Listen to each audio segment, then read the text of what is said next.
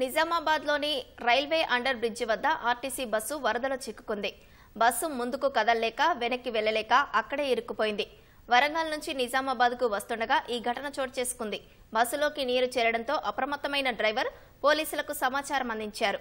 అక్కడికి చేరుకున్న పోలీసులు, అగ్నిమాపక సిబ్బంది, స్థానికుల సహాయంతో ముందుకు ప్రయాణికులను, ఆ తర్వాత బస్సును సురక్షితంగా బయటకు తీశారు. పెను ప్రమాదం తప్పడంతో ప్రయాణికులంతా ఊపిరి పీల్చుకున్నారు. కాగా భారీ వర్షాలు కురిసినప్పుడల్లా ఈ మార్గంలో రాకపోకలు నిలిచిపోతున్నాయి. ప్రజలు తీవ్ర ఇబ్బందులు పడుతున్నారు.